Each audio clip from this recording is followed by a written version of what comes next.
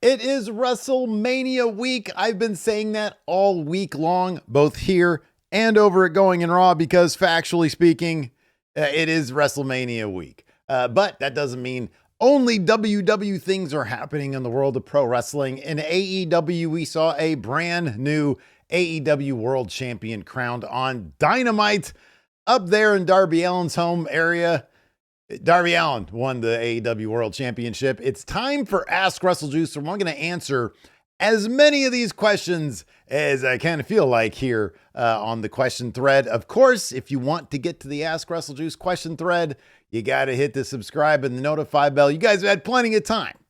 I think I posted this thing like 2 days ago, or maybe it was just yesterday. I forget when I posted, to be honest with you. We've had plenty of time, so let's go ahead and dive into these questions. So first up, we'll talk about Darby Allin. Alex says, do we think AEW made the Darby decision so it's a big talking point during Mania week? Smart or no? Man, it's hard to tell. Let me start off by saying this. I don't think that Tony Khan came into this year thinking, hey, you know what? You know what we need to do? Something big to steal some thunder WrestleMania week. So let's put the belt on Darby so that we can steal some stuff. WrestleMania week, we can steal some thunder. We can steal some talking points. WrestleMania week. I don't think AEW is sort of doing that now. And WWE seems to have backed off a little bit on AEW as well when it comes to, last year, boy, every time AEW would announce some big thing, WWE would counter program and AEW would move show times, et cetera, et cetera. I don't think he came into this decision to put the title on Darby. I had said ages ago, once Darby went to Mount Everest, that title was his. It was just a matter of time. I felt that it was going to be All In, but to me, it still seems like the timeline didn't really match up, but they had a really good option, at least story-wise, in Hangman Adam Page. That didn't last too long. The title ended up on MJF, another guy that MJF has a lot of history with. Darby Allin, he had come back from Everest. He had done a couple things, lost a couple matches, but then won a couple matches. And look at him now. He decides, I'm not going to wait till Double or Nothing. I'm in my hometown. What better way to do it? And we had kind of, a Mankind light, a Diet Mankind situation, or at least for AEW. Boy, nothing will beat that Mankind title win on Raw that time. Oh my God. I've never heard a crowd as loud as that on my television. And back then, we didn't have awesome sound systems and all that kind of. We just had like a little set-top box, a little TV, and you watch it, and you can still, man, that crowd was going crazy for Mankind. Anyways, getting back to Darby, crowd went crazy for Darby as well because it was a big, big moment. I loved it. I thought it was great. But I kind of feel like it probably along the way, it seems like Tony Khan is kind of like, yeah, I think he does have a plan, especially with Will Ospreay and All In August 30th coming up. I wonder if, now that Darby and Mox have a little bit of history, I wonder if they might have Mox take that title off Darby and then Mox loses it to Will Ospreay in London. Because Mox is a huge deal. They want a big stadium show. They want Will Ospreay, who just lost to Mox. I could see that being the case. And why not in the meantime, given that Will Ospreay is probably going to have a really long title run, why not route over to Darby Allin, who has in the past said, I don't really care about the title. So it does feel like a situation where Darby's a good deal. MJF has to go film a movie. Things just sort of line up. And they've got the venue booked. They probably had the venue booked for a while.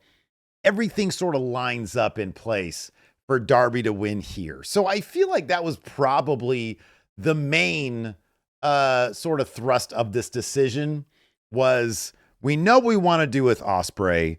MJF has obligations. I think I've heard out there in the ether that he's got a movie coming up that he's got to film. But even if that's not the case, we got Ospreay coming up in All In. Let's do something fun. Darby probably needs a title run because he's got history now with MJF and with Mox and, a couple other people. Swerve, obviously, if they want to have Swerve come back and he takes the title off him before All In. I don't know.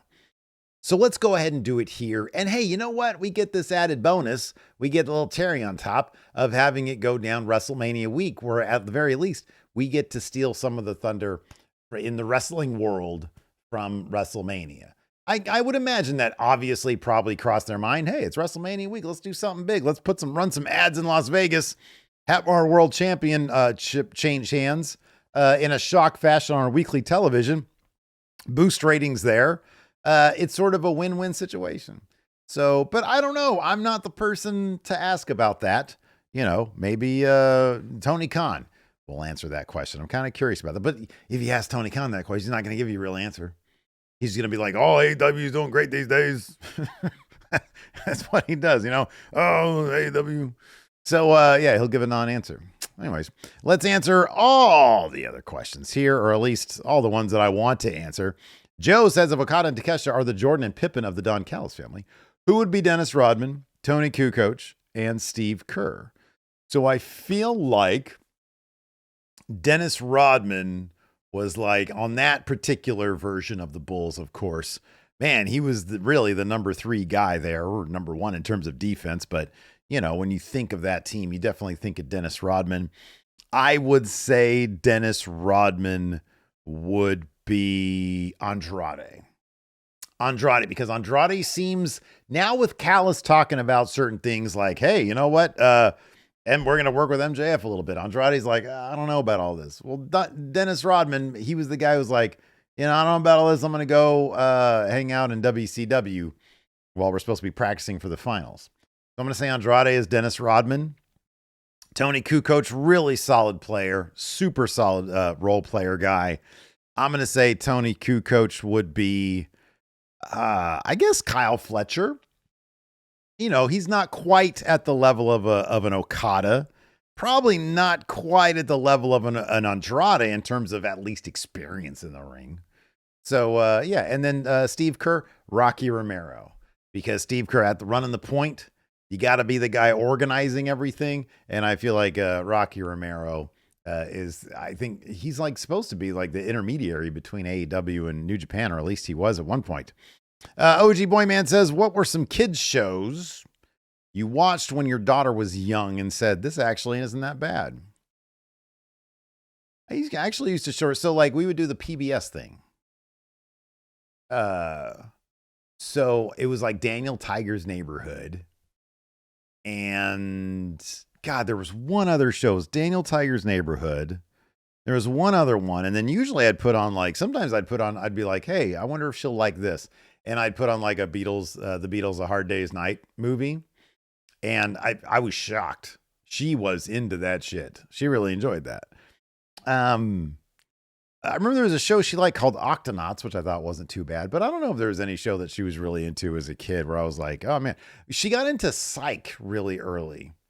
Like at 4 years old or something. I don't know why. She liked Psych. And I swear it's a really smart, clever show with terrific characters. I really like that show. She still watches it a lot. But yeah, like Psych was one where she was like 4 years old, I think. And I don't know how she found it, but she found it, popped it on, and she was obsessed with that show. And I love it because it's a really smart show. It really rewards attention span. And I think that's why she's not like, a TikTok kid just staring at her screen all day long. Like she's out kicking her soccer ball right now. I Am Insanity says AEW won. What the fuck? Just what? I don't know what that means. Jonathan Hernandez says, if you could pick a city and design the WrestleMania stage, what would it be? It'd be London. When I was a kid and I lived in England because my dad was in the Air Force, we'd do field trips into like London proper because we lived like 40 minutes outside of Bedfordshire. It was an Air Force base called Chicksands. And I remember they had like back then they had, I think they call it like either London Dungeons or it was some sort of museum that they took. We all went on a field trip and they would show off, like they would have like exhibits of like their medieval torture devices. And they were brutal. And it's not the kind of thing you would ever see us Americans, relish in. I think because our brutal history is like way too recent. It still hits a raw nerve with certain people that we were that fucked up and they can't handle it. Anyways, in England, they don't care about that shit. They're like, yeah, 1,000 years ago. Oh boy. Oh man, we were fucked up. And so, yeah, I would do that. A real darkly London inspired setup for WrestleMania. That'd be cool. The King's Catalog says, if you're approached by Disney to do a voiceover for their next movie, which wrestler would you want to be your voiceover partner, like Punk and Roman as the Zebros? Oh man, I feel like it'd be John Cena. Everybody said, oh, you look like John Cena. Be like me and John Cena, at least in this Disney animated movie, could play twins. I think that'd be great. Tyler Warden says, what are some recent examples of modern wrestling that you'd want to show someone to hook them in? What moment did that for you? All right, so to answer that last question, what moment for that did it to me? I don't know, dude. Larson and Hilton and Jeff, they all watched wrestling. And so, by virtue of I was friends with Jeff and my other high school friends had like moved away to college and stuff. I was like, well, Jeff is cool. Let me hang out with his friends. They seem nice enough. And they all watched wrestling because of Hilton, I think. And so it was just NWO stuff in general. Just NWO stuff. I was like, oh, this is cool. They have a cool logo and a cool t-shirt. So it was that. What would I show someone to hook them in? As recently as the Young Bucks versus Okada Takeshita. That. Because that story is so perfectly told with the dynamics between Okada and Takeshita in the ring. And plus, it's just a really fun match with a lot of cool shit. So it'd be that. Crash Brandon Coote says, when the Bloodline gets inducted in the Hall of Fame, who goes in as members? The Usos, Roman, Sammy. And Solo. And Paul Heyman. Paul Heyman, of course. John says, putting booking and logic to one side, who would you personally like to see winning the respective main events? Cody, because it would put this Pat McAfee stuff to rest. I feel like it would sort of definitively close the door on that, which is why I don't think he's going to win. And on the other side of things, I'm rooting for Punk. Just within the story. He's my age. Like I was always a CM Punk guy. You guys know that I got the CM Punk title, which I'll be selling soon. Because, oh my God, by the way, the reason why I'm selling this thing right here, there's a couple reasons. But cause I just want to sort of do something new over here, but, we got this new championship title. I can't wait for this. We got this predictions challenge going on over at Going in Raw. It's for the friendos. If you guys watch, you guys know. And on the line in this WrestleMania predictions challenge is the Friendomania Championship. This is a championship I designed using 2K26, but also, Photoshop. And I sent it to them, my dude in Pakistan, and he sent this picture over. No, it's not just leaves. It's a lot more than that. Fit to screen. And here it is, the Friendomania Championship. And this thing, I was blown away when I saw, when I zoomed in on this thing and how cool it looks. And so, dude, I am going to be on a spree at this point because it's a very reasonable price. And he did such a great job. I want to do more, but I want to do one for WrestleJuice that I'm going to put there. Maybe do something like comic book, and like one of the comic book that I'm working on, inspired by that. Man, I got a ton of ideas. And so I'm like, I'm going to clear all that stuff up. We'll find a good place for Big Red. And I just want my shit over here. That's what I want to do. So yeah, that's the plan right now. I don't know how I even brought that up. Oh, because I'm a CM Punk guy. Yeah, man. I feel in this story, I feel him, and then I love that Roman's like, hey, you know what? Screw you for the people chanting for you for 10 years. I just like the story there, and I'm rooting for Punk. That's just sort of the fan in me talking. The Scott says, what's your favorite way to eat a potato? Dude. Man, I will tell you what. I took Bams to get her she had an eye appointment today for her glasses prescription. And on the way back, I was like, hey, kid, you want to get a milkshake? Because whenever I take her to the doctor or anything like that, I'm like, on the way back home, we're going to do milkshake. So we drop by Jack in the Box. Hey, let me get 2 large curly fries and a couple of milkshakes. So we go, and then I look in the bag as we're pulling out, and it's regular French fries, not curly fries. I was bummed out. So probably curly fries or a loaded baked potato. Oh, no. It's scallop. It's my mom's scallop potatoes. God damn it. Those are so good.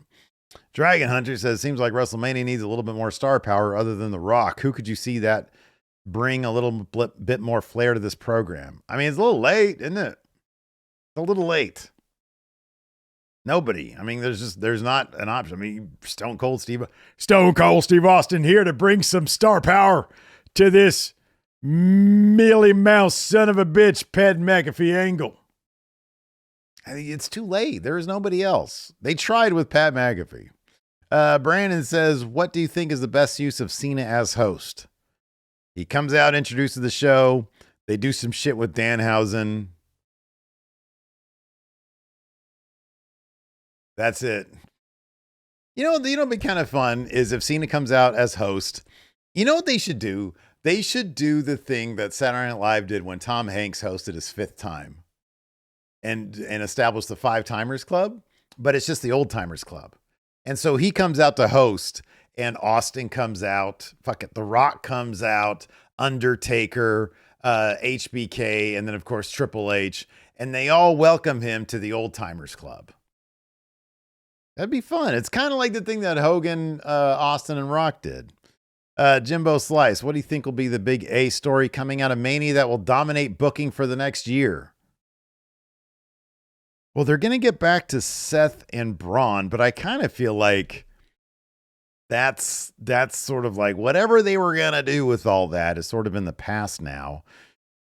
I mean, dude, it feels like they might do, if Roman ends up winning somehow, they might end up doing sort of a run back of the bloodline stuff, but maybe with a new story.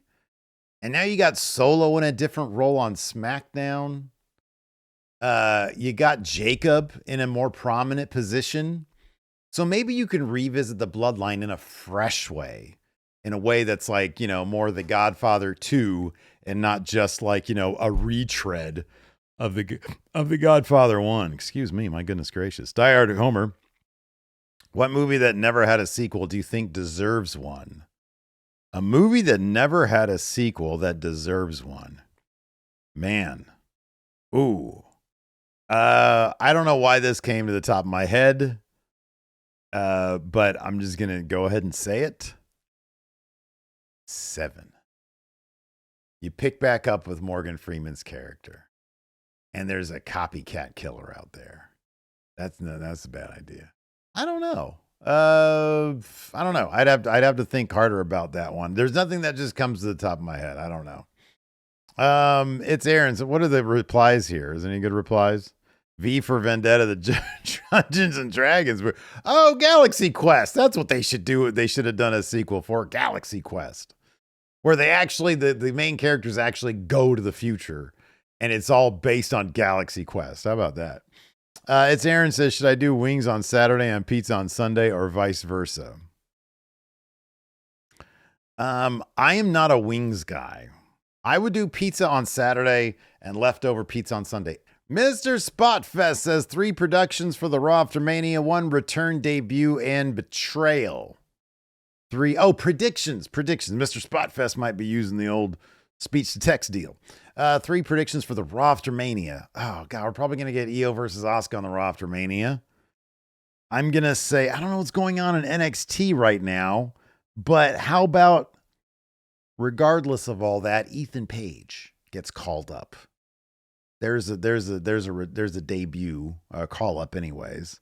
A betrayal. Usos betray Roman there. And a return. Who's out? Yeah, dude, who is that? Oh, Bianca. Bianca comes back. I know she's a SmackDown person, but I'm going to say Bianca returns. How about that? Because it's the only person I can think of who needs a return. C. Will says, if you can get a kayfabe origin story of any wrestler, who would it be? It would be... It would be... I guess the only person who's got like supernatural powers at this point is like Finn Balor. He still has the demon. So like, I know he gave us like an origin story before, so maybe that wouldn't work. Obafemi. How about that? I want a kayfabe origin story of Obafemi. The anime fans, who is more screwed in their match? LA Knight or Theory if they lose? A lot of y'all are using Texas speech, huh? or speech to text. Who's more screwed? LA Knight's always going to be fine because he's got the crowd behind him. So it's Austin Theory. Spider Killers says, did Triple H's face look like he's over wrestling during the latest Brock Oba segments? I didn't see that. I already answered a theoretically Drew one. I think, didn't I? Maybe if I didn't. I'll remember now if he asks a third. If you could combine 2 WrestleMania matches into one mega match, what would they be? The ladder match and the entree. The entree is on WrestleMania SmackDown. It still counts. Raw Observer says you're going to check out Joey Janela Spring Break 10 featuring Sandman versus Invisible Man and Joey Janela versus Brody Lee Jr. The good thing about that kind of stuff, Rob, is that usually they post clips on social media. Anything that's good, they usually post on social media. So I'll probably just wait till that happens. Ryan says, but it's always good to support indie wrestling. Ryan says, who did it better, Triple H running NXT with the black and gold days or Shawn Michaels with the black and silver? They're very different things. They're very different things. I mean, I'm partial, obviously, to the black and gold. And I'm going to say this. Triple H was still under Vince McMahon's thumb. And especially in the later days after AEW became a thing, Vince really screwed him over. So I'm going to say Triple H had a harder time running NXT, and he did such a good job with black and gold. Shawn Michaels probably has it a lot easier. SVGM says, Steve, you said you never post basketball footage, and I respect that. But what about some Rocket League footage? I played a lot with friends and hope one day I run into you into a random lobby. So here's the thing about that. I have no problems posting Rocket League footage. I'm not going to do it on this channel because it's the WrestleJuice channel. And the other channel that I have, I just want to keep for stuff that I'm actually interested in. I mean, it'd be boring watching. I am the most mid player there is. I'm probably better than most people are. Like if I were just to walk into a random room of people, I'm probably better than them. But that's about it. When I get on to play, it's like a toss-up as to whether or not I'm any good. So I have no problem like posting that footage, but like it wouldn't benefit me. Like there's no reason for me to do that. Like maybe one day if I'm bored and I want to get on Twitch, I'll play some Rocket League. But like again, I don't know if I'll get a lot of engagement on Twitch if I do that. So the question is like, why would I post it? I'm not very good. It's not compelling stuff. So why would I do that? I guess that's the thing. And I'm not being snarky at all. I'm just saying, would I post it? It's not entertaining. And I try to make everything here at least something that people would be interested in watching. So yeah, I hope that's not, trust me, you're not missing anything by not watching that. Mr. Gamehead says there's something wrong with MJF. Does he need surgery? Is a dispute backstage? He's going to go I think he's going to make a movie. I think. WrestleCram says he's off to do the sequel of Silent Night, Deadly Night. Okay. Not Ben says, how about that Darby Allin? No kidding. Bo Lade Frail says, who better than Canyon?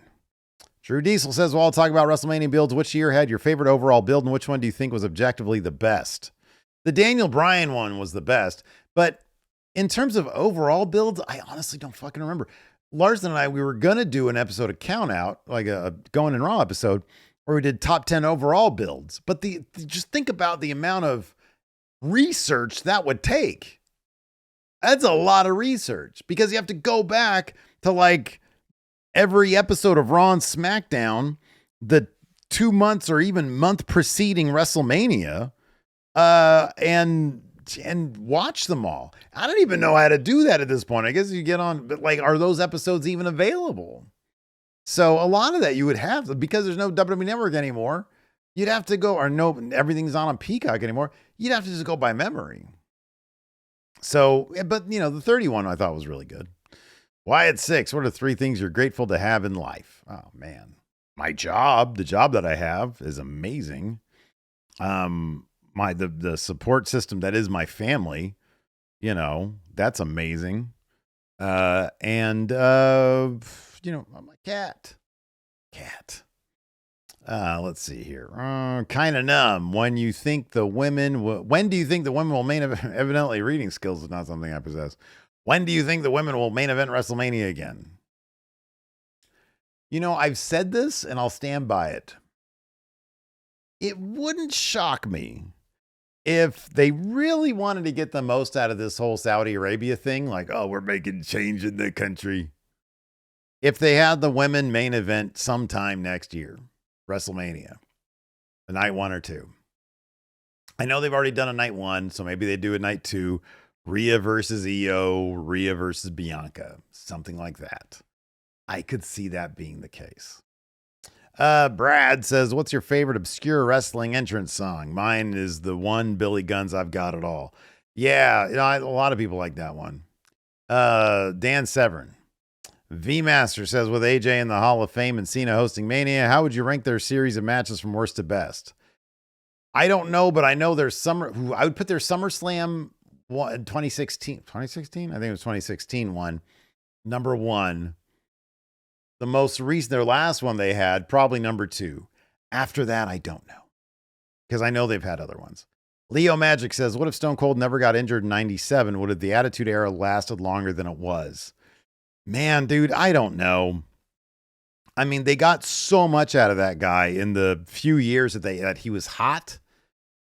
I guess one argument is the reason why they turned him heel is because they could tell that his popularity was starting to wane a little bit.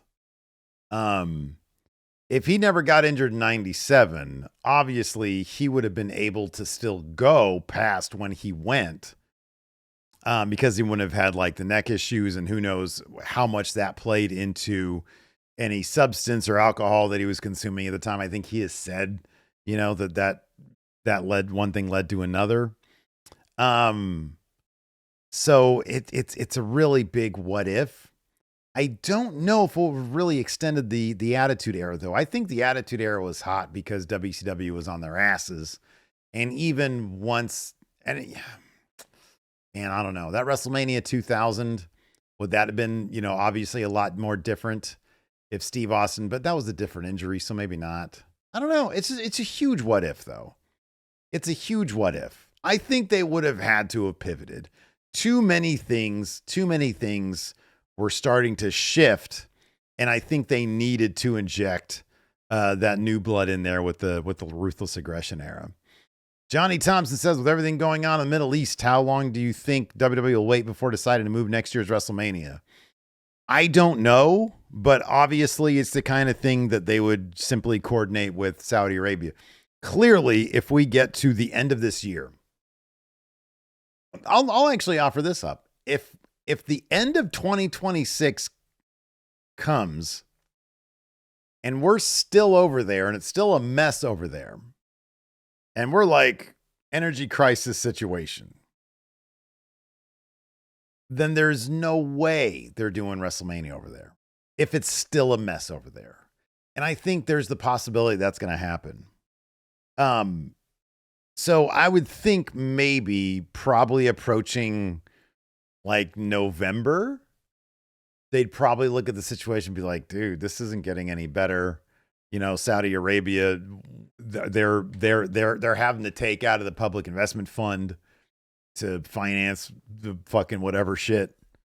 And so, yeah, we're just and on top of that, they only have limited time, WWE, to find an actual stadium to house the damn thing. So I would think by the fall, we would have a much better idea as to where that's going to be heading. If by the end of summertime, we're still over there and we're still dicking around, I think we got to start thinking of that shit as a quagmire. If we send troops in, if we actually invade. Ooh. Parsat says top 3 items that should be on display in a physical Pro Wrestling Hall of Fame: the Bruno title, a Flair robe, and a ring used smoking skulls title. How about that? Maybe some Hogan boots or a Hogan headband or some shit. Go Bird says, what will the WrestleMania main events be next year?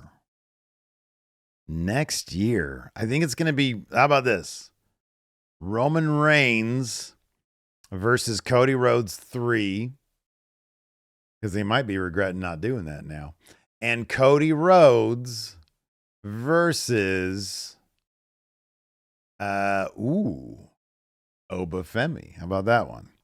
Rock out. 2-part question. With how stacked the main roster is currently, you think WWE needs to pump the brakes on signing new people, calling up stars?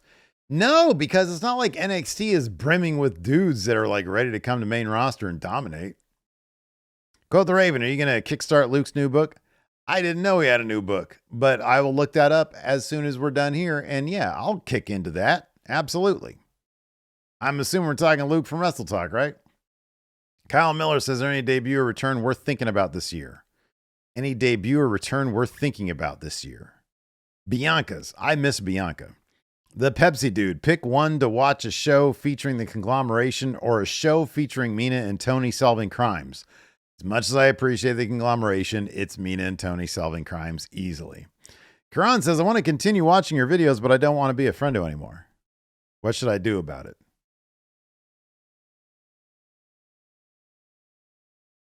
Stu says, opinion on the Dark Knight trilogy from a comic fan perspective versus an actual film's perspective. Like, did you dislike them from a comic fan perspective, but dislike them from a cinematography and storytelling standpoint? All right. So the Dark Knight trilogy is one of those that the way I talk about it really underrates the movies and how I actually feel about the movie.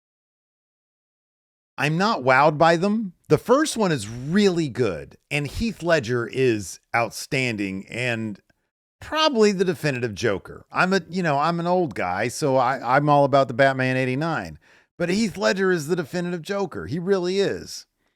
And I thought there were aspects of Christian Bale that made him the perfect Bruce Wayne. I wasn't a fan of the suit.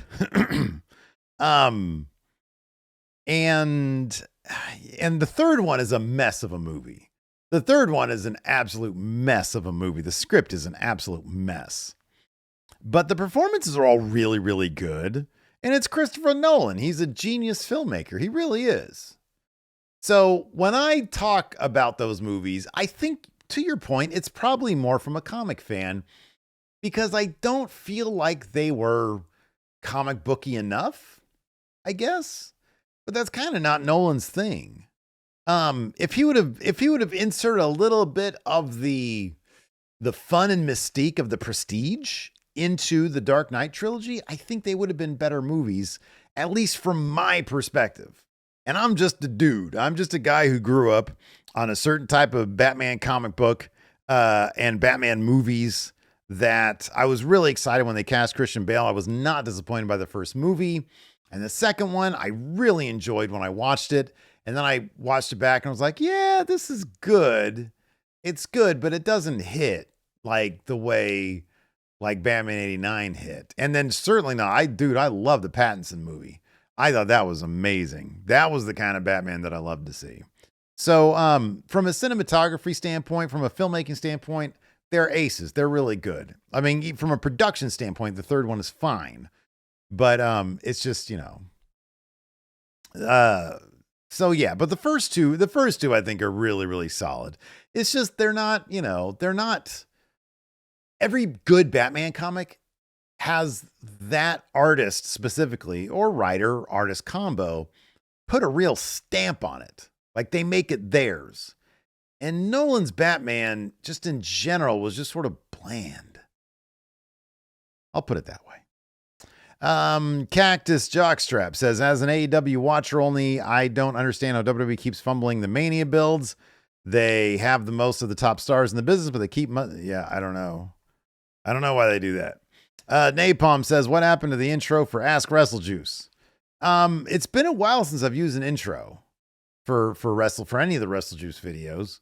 I got rid of it largely because I personally prefer YouTube videos where just somebody starts off saying something. I don't need an intro. Obviously, over at Going in Raw, it's a different thing. It's a podcast. It's much longer. Hey, let's get people hyped up for it. So we do a long video, or we do the, all the quotes that I picked. And, it gets people jazzed to sit there for an hour and listen to two old guys talk about wrestling. For this, they're quicker videos. Obviously, the irony of me saying that during an hour long, Ask WrestleJuice. I get it. But that's why I just sort of like, I don't really need it. Let me just start talking. Jay Dentobin says, if not Hogan, who would have been Steve's third favorite man? HBK. because man, he would have run roughshod over WCW. Him, Hall, and Nash. Oh my God, that'd have been amazing. Joe says, "What's more prestigious, night one main event at Mania or an Undertaker non-main event at Mania?" Depends on who the Undertaker's opponent is. Like end of an era, I think was more prestigious than, I don't know, whatever the hell main event of that year. Zondo says, was Darby given the belt to steal WrestleMania's thunder? We already talked about that one. C. Deaton says, what actually is the most devastating move in sports entertainment? In looks, not results. Okay, so if you're actually talking about like what actual move, I would think the last ride. The last ride of the Alabama Slam, I swear, man. That stuff is rough. Riley Payne says, I heard that the take that Darby beating the MJF is akin to the Foley title win on Raw, and I tend to agree. I can see the parallels for sure. I can see the parallels. Ollie Davis says, who would you have be the first person to hold both the TNT and the men's world title at the same time? Probably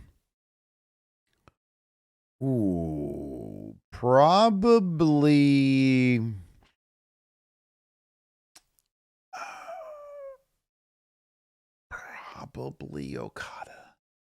Probably Okada. I really love Okada. Tia Katera says, what's your favorite Batman comic series besides Year One, Killing Joke, or Dark Knight Returns? Paul Pope's Batman Year One. Oh, sorry. Year 100. It's called Year 100 or Batman 100. Whatever the fuck it is. Paul Pope's Batman. That one is way up there for me. It's funny. I've never read Year One. I love how Batman is treated it's not a Batman series, but I love how he's treated in the Justice League International series. I love how he's treated there. It's great. Those ones, the recent one by Rafael Grampa, the Gargoyles of Gotham. Oh my God. That guy just draws Batman beautifully. Absolutely beautifully. So yeah. And then back in the day, like I grew up on Norm Brayfogel's Batman.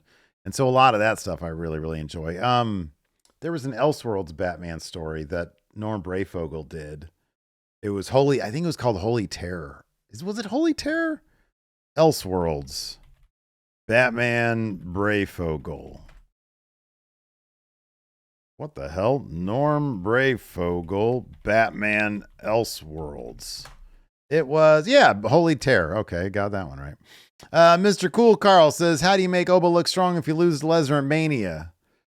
Have him absolutely dominate Brock Lesnar, and Brock Lesnar gives him a schoolboy. He just fucking rolls him up. I mean, I hate it. I don't like it, but I'm still not confident that Oba's going to win that match. Paradox says, where do you think Mania will be held next year if Saudi's no longer an option? The White House lawn. Dude, I don't know. I don't know. Vegas is an easy answer there. But I'm sure any number of cities would make arrangements. David Torres says, what's your favorite Well, obviously Sacramento, right here in town. What's your favorite WrestleMania memory? Oh, the cash-in. Because I was there for it. Seth's cash-in. It was amazing. Ned Consciences, what do you think of Darby, Kenny, and Ospreay being vulnerable and emotional on Dynamite? I love it. They're developing their characters in such a great way on Dynamite, in AEW. Their characters are coming along so beautifully. I love it. Yi Honk says, what's your thoughts on the Charlotte Hornets this season? Man, he said they haven't made me this happy since Machinima was still around. That Mello boy, he's a lot of fun, isn't he? Cameron Bort says, what do you think will be the biggest OMG moment of this weekend? Also, do you see any giant business news regarding WWE as well? Oh, man, I don't know. They might. Imagine if WWE bought New Japan this year. I still think that's going to be on the table at some point. Biggest OMG moment. I hope it's Obafemi beating Brock Lesnar. That's what I hope it is. DBC with the 6-man tag opening night one. Predict the time between the open of the show and the first bell. I'm saying 25 minutes at a minimum. With the 6-man tag opening night one, predict the time between the open of the show and the first bell. 25. Yeah, I'd say 18. Kim Z-Ball, can you name a good build WrestleMania but a bad show? I want to say the build to 32 when Triple H won the title. I'm not really anti that. I think it should have been Ambrose. But on the build, they had like Ambrose versus Roman. It was a really good match. I feel like they had some cool shit in the build to 32. And then it was like, at the end of the day, you got to, as Triple H says, at the end of the day, you know, you got to ring the bell. And it's like, you got Roman versus Triple H. Do we really want to see that in the main event of WrestleMania? So, yeah, I don't know. Heel Demand says, do you think we'll get Cody versus Punk next year following the events of this year's WrestleMania and their respective matches? I might be wrong about that 32 build. I don't know, guys. Don't test my memory like that. I'm not going to give you a good answer. Just being honest. Do you think we'll get Cody versus Punk next year? Oh, that'd be a good one. Yeah, that'd be a good one. And keep celebrities the fuck out of it. Dark Boy says, any theories on why Asuka has yet to have a win at Mania? Because they immediately had her in really high profile matches.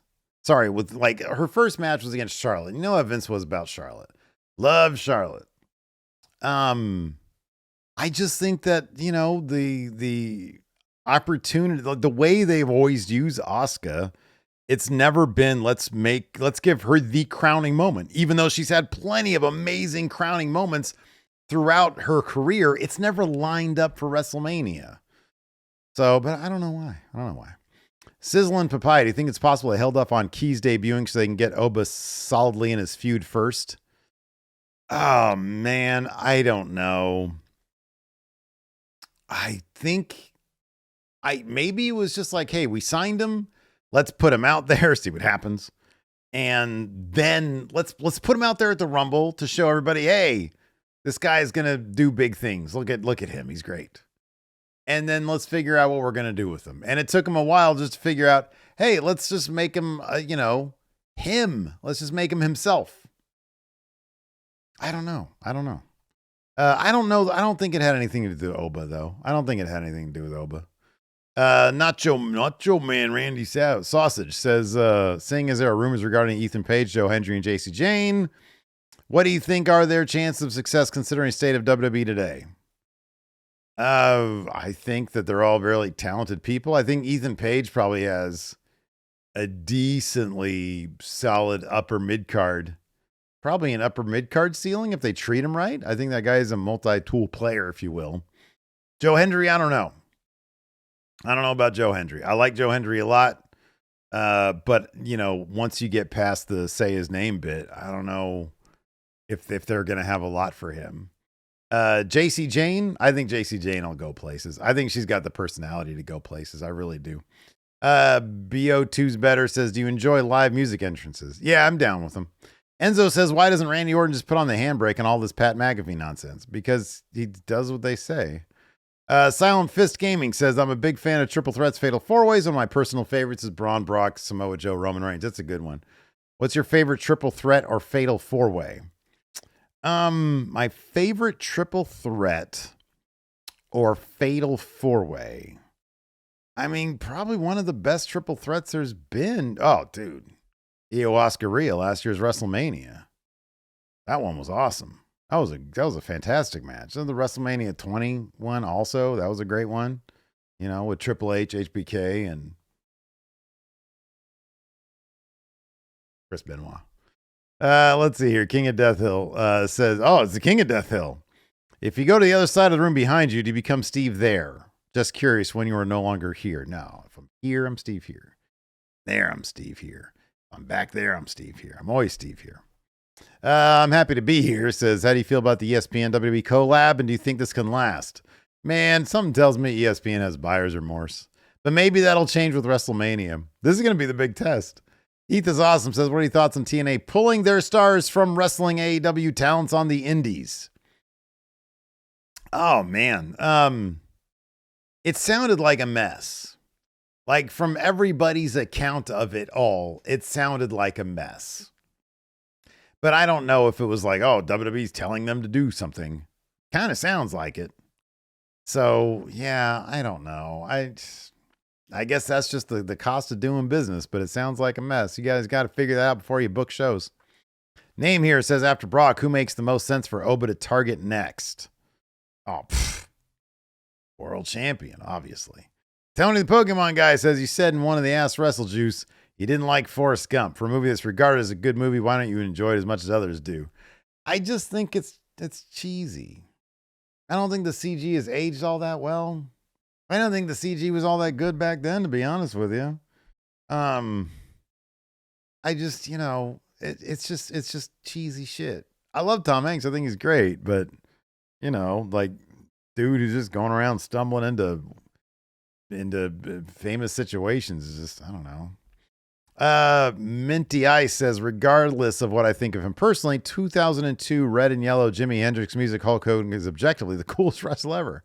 Who do you think could get to that level of coolness 10 years down the road? My guess, LA Knight. Okay. Who could get to that level of coolness 10 years? I mean, the premise of your question right here is such that I would have to acknowledge that 2002 Red and Yellow Jimi Hendrix music Hulk Hogan is objectively the coolest wrestler ever. And I don't know that he is. I feel like 2001 RVD is probably the coolest wrestler ever. Because, man, the crowd loved him. Ken Adams' business firm says Vince's reactions were never dictated by whether or not the booking was good, but Triple H's appear to be. Why do you think that is? Vince's reactions were dictated by his own whims, by his own personal whims. I don't really know what you mean by this. Triple H's reactions appear to be, I don't know what that means. I'm sorry. Maybe phrase it in a different way next time. Arthur says, who's the next big YouTuber streamer to break into wrestling? We had Logan, we have iShowSpeed. Who's next? Oh, dude, I don't know. I don't keep up with like YouTubers. What's that dude's name? What's that guy's name who OD'd on stream? Clavicular? that guy, please bring him into wrestling. He'll probably think that shit's real. What a fucking mess. What a mess we have, man. Rebecca Perry says, what's the one thing you hope happens during 2026 for the Hardys? You can't say retire. I hope they just bathe in stem cells and we get some rejuvenation. Yes, go take a bath in stem cells, Brother Nero. That's what I want to see. Michael Rue says, what's better, 19 or 20? 19 or 20? Jesus Christ, you people with my fucking memory questions. 20, oh man, Eddie Brock. We had the Triple Threat, not the Shane Douglas faction. And then 19, we had, dude, it's got to be 19.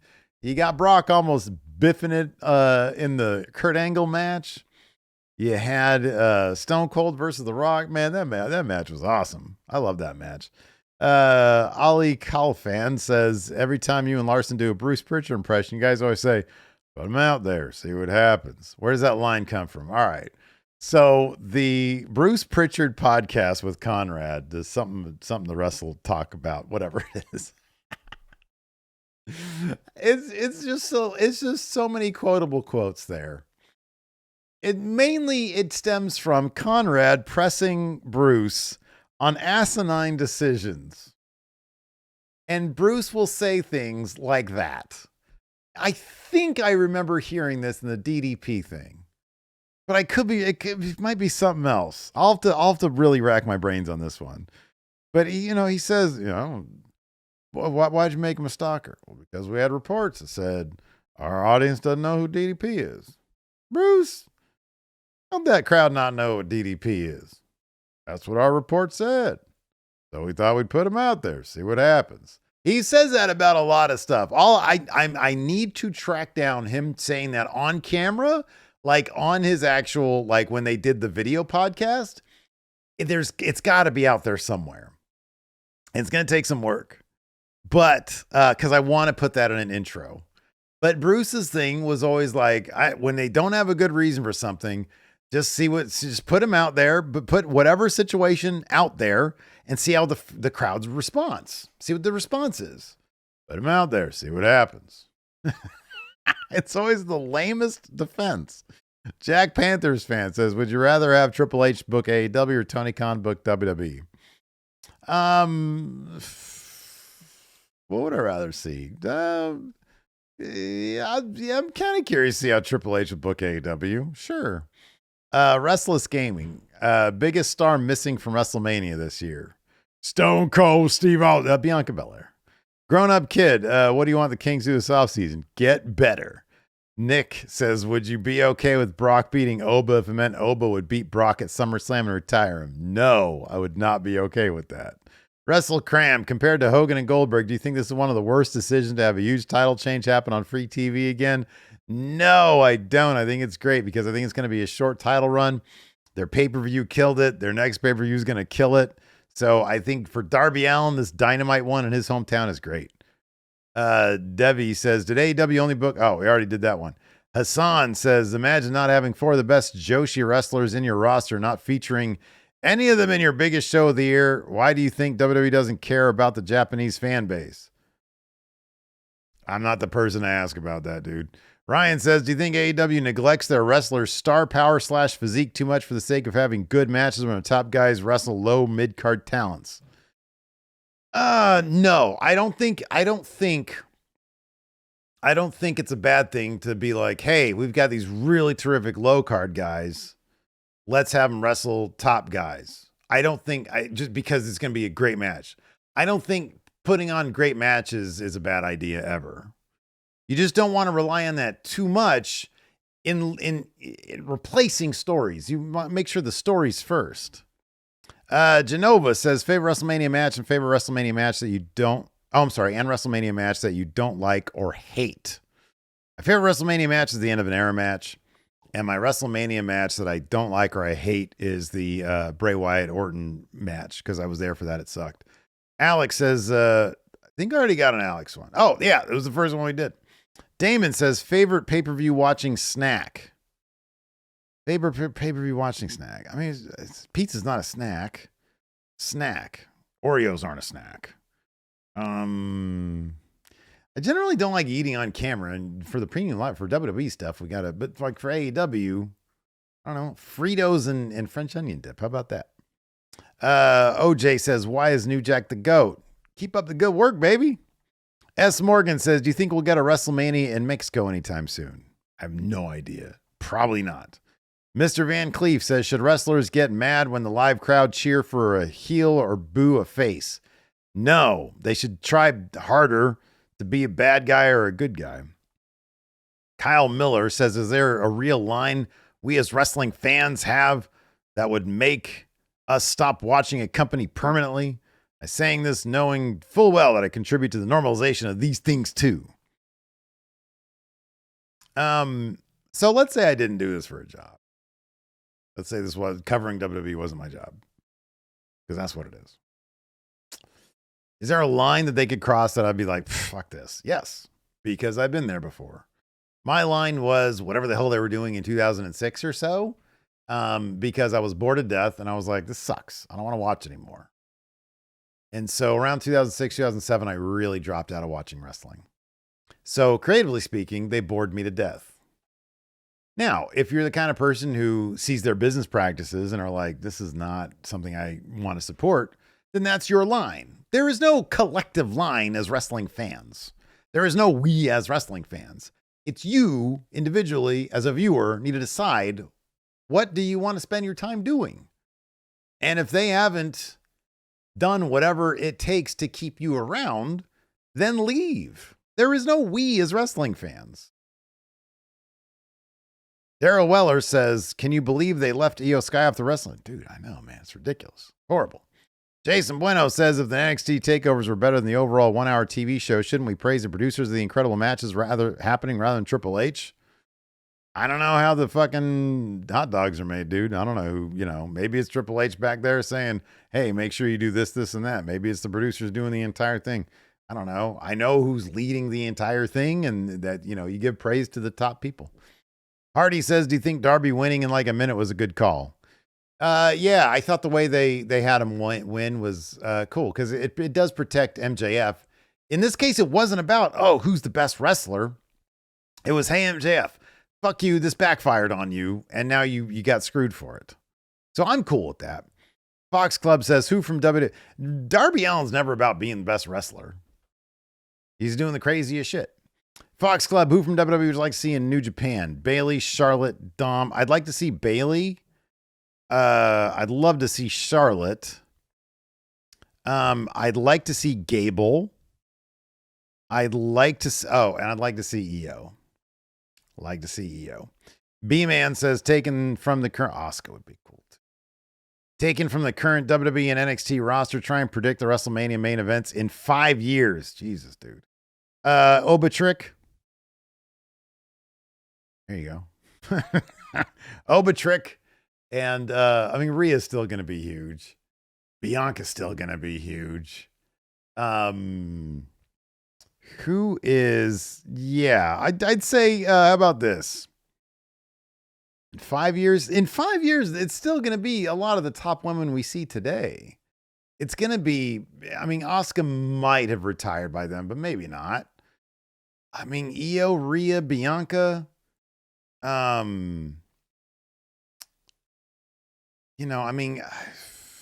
maybe Stephanie, Liv.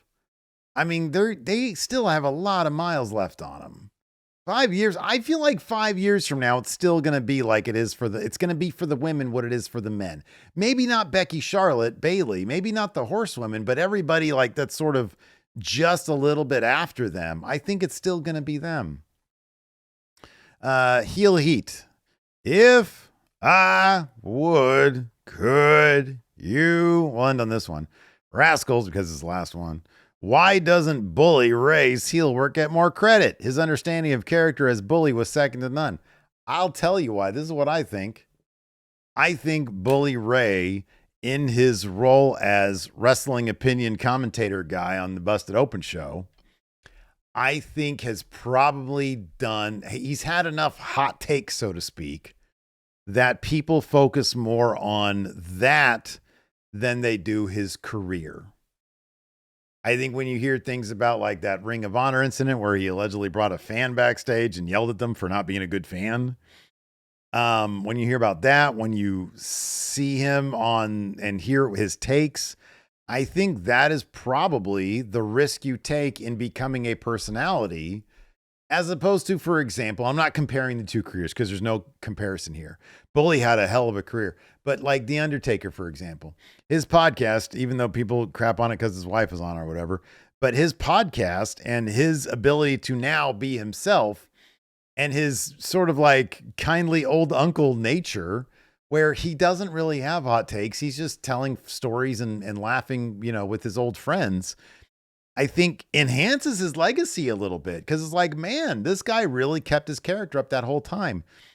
Well, Bully Ray being a guy who's, I think he did really good heel work. I think he did tremendous. He's one of the best tag team dudes of all time.